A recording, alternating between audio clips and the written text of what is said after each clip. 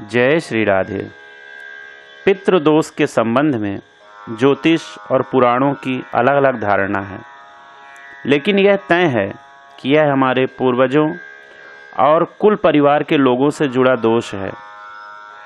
पितृदोष के कारण हमारे सांसारिक जीवन में और आध्यात्मिक साधना में बाधाएं उत्पन्न होती हैं। हमारे पूर्वजों का लहू हमारी नसों में बहता है। हमारे पूर्वज कई प्रकार के होते हैं, क्योंकि हम आज यहाँ जन्मे हैं तो कल कहीं और। पितृदोष के कई कारण और प्रकार होते हैं। पूर्वजों के कारण वंशजों को किसी प्रकार का कष्ट ही पितृदोष माना गया है, ऐसा नहीं है। और भी कई कारणों से यह दोष प्रकट होता है। इसे पितृ ऋण भी कह सकते हैं। आओ जानते हैं कि पितृदोष और ऋण क्या होता है। जानने में ही समाधान छुपा है, इसलिए जानना आवश्यक है। अगर हम जानेंगे नहीं तो हम उसका समाधान नहीं करेंगे और हमारा जीवन व्यवस्थित नहीं होगा। इसलिए ज्योतिष के अनुसार पितृदोष और पितृ ऋण से पीड़ित कुंडली शापित कुंडली कही जाती है। ऐसे व्यक्ति अपने मातृपक्ष अर्थात माता के अतिरिक्त मामा मामी, मौसा मौसी, नाना नानी तथा पितृपक्ष अर्थात दादा दादी, चाचा चाची, ताऊ ताई आदि को कष्ट व दुख देता है और उनकी अवहेलना व तिरस्कार करता है।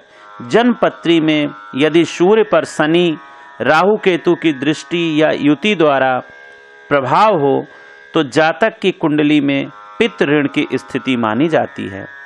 इसके अलावा भी अन्य कई स्थितियां होती हैं।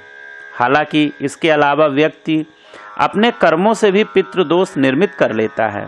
विद्वानों ने पितृदोष का संबंध बृहस्पति गुरु से बताया है।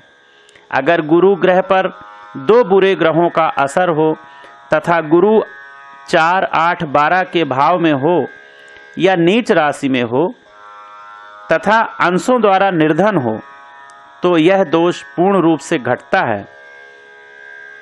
और यह पितृदोष पिछले पूर्वज बाप दादा परदादा से चला आता है, जो 7 पीढ़ियों तक चलता है। पितृ ऋण कई प्रकार का होता है, जैसे हमारे कर्मों का, आत्मा का, पिता का, भाई का, बहन का, माँ का, पत्नी का, बेटी और बेटे का। आत्मा का ऋण स्वयं का ऋण भी कह सकते हैं। जब कोई जातक अपने जातक पूर्व जन्म में धर्म विरोधी कार्य करता है तो वह इस जन्म में भी अपनी इस आदत को दोहराता है। ऐसे में उस पर यह दोष स्वतः ही निर्मित हो जाता है। धर्म विरोधी का अर्थ है कि आप भारत के प्राचीन धर्म हिंदू धर्म के प्रति जिम्मेदार नहीं हैं। पूर्व जन्म के बुरे कर्म इस जन्म में पीछा नहीं छोड़ते। अधिकतर भारतीयों पर यह दोष विद्यमान है। स्वऋण के कारण निर्दोष होकर भी उसे सजा मिलती है। दिल का रोग और सेहत कमजोर हो जाती है। जीवन में हमेशा संघर्ष बना रहकर मानसिक तनाव से व्यक्ति त्रस्त रहता है। पितृकर्म को छोड़ने या पूर्वजों का अपमान आदि करने से पितृ ऋण बनता है। इस ऋण का दोष आपके बच्चों पर लगता है, जो आपको कष्ट देकर इसके प्रति सतर्क करते हैं। पितृ ऋण के कारण व्यक्ति को मान प्रतिष्ठा के अभाव से पीड़ित होने के साथ साथ संतान की ओर से कष्ट, संतानाभाव, संतान का स्वास्थ्य खराब रहना या संतान का सदैव बुरी संगति में रहने से परेशानी झेलनी पड़ती है।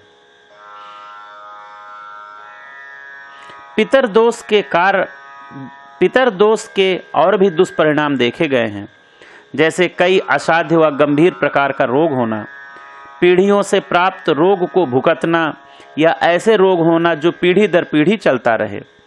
पितृदोष का प्रभाव घर की स्त्रियों पर भी पड़ता है। इसके अलावा मातृ ऋण से आप कर्ज में दब जाते हैं और ऐसे में आपके घर की शांति भंग हो जाती है। मात्र ऋण के कारण व्यक्ति को किसी से किसी भी तरह की मदद नहीं मिलती। जमा धन बर्बाद हो जाता है। फिजूल खर्ची वह रोक नहीं पाता है। कर्ज उसका कभी उतरता नहीं है। दूसरी ओर बहन के ऋण से व्यापार नौकरी कभी भी स्थायी नहीं रहती। जीवन में संघर्ष इतना बढ़ जाता है कि जीने की इच्छा खत्म हो जाती है। बहन के ऋण के कारण 48वें साल तक संकट बना रहता है। ऐसे में संकट काल में कोई भी मित्र या रिश्तेदार साथ नहीं देते। भाई के ऋण से हर तरह की सफलता मिलने के बाद अचानक सब कुछ तबाह हो जाता है। 28 से 36 वर्ष की आयु के बीच तमाम तरह की तकलीफ झेलनी पड़ती है। स्त्री के ऋण का अर्थ है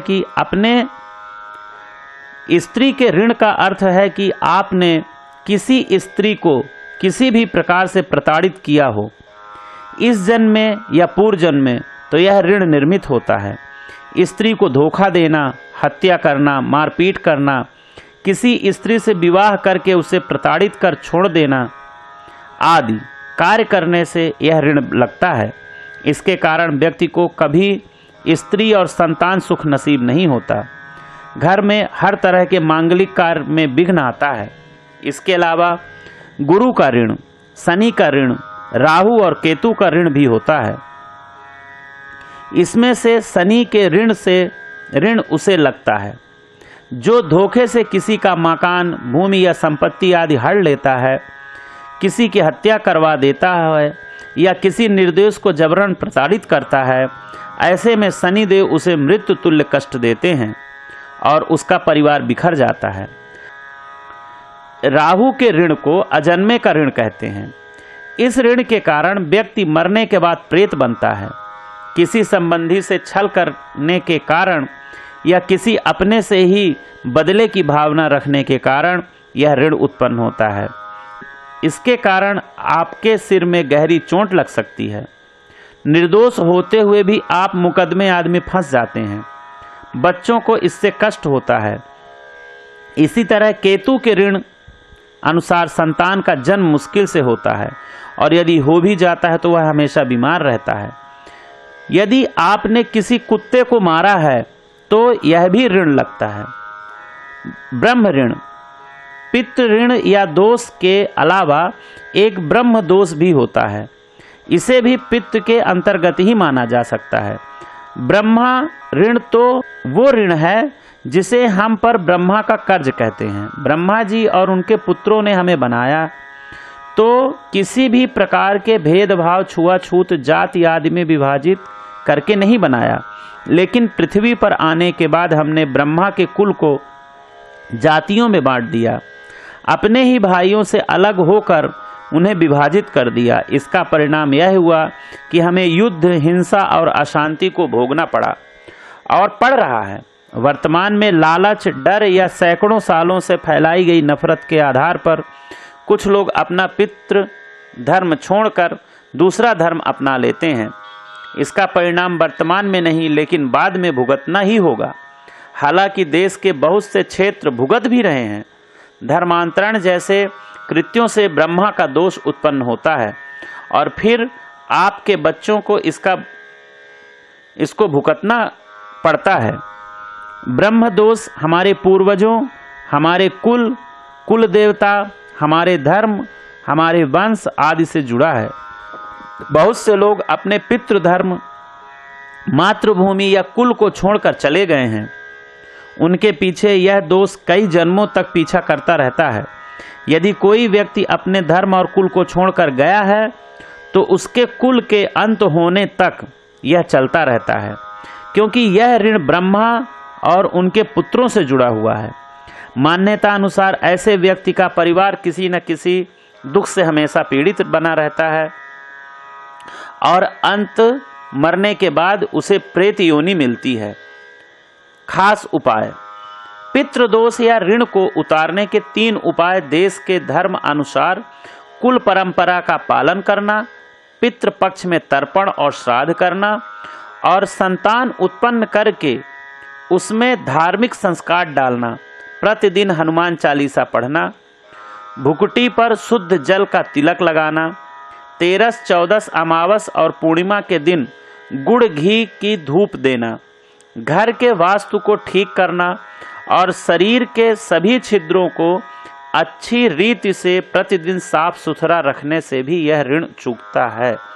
ब्रह्म ऋण से मुक्ति पाने के लिए हमें घृणा, छुआछूत, जातिवाद, प्रांतवाद इत्यादि की भावनाओं से दूर रहकर यह समझना चाहिए कि भारत में रहने वाला प्रत्येक व्यक्ति ब्रह्मा की संतान है। उसके और मेरे पूर्वज एक ही हैं। जिससे घृणा करता हूँ, हिंदू है तो हिंदू ही बनकर रहे, ना तो आप सवर्ण हैं और ना ही दलित। विदेशी आक्रांताओं, अंग्रेजों और भारत के राजनीतिज्ञों ने आपको बांट दिया है। प्रत्येक भारतीय हिंदू है। ब्रह्मा के पुत्र और मानस पुत्रों के बारे में आप विस्तार से पढ़ेंगे तो आपको इसका ज्ञान हो जाएगा कि हमारे पूर्वज कौन हैं। अफगानिस्तान से लेकर अरुणाचल और कश्मीर से लेकर कन्याकुमारी तक हम सभी ब्रह्मा की संतानें हैं। हमारे धर्म हिंदू ही हैं और हमारी धर्म किताब मात्र वेद ही हैं। जय श्रीमन नारायण, जय श्रीमन नारायण, जय श्रीमन नारायण।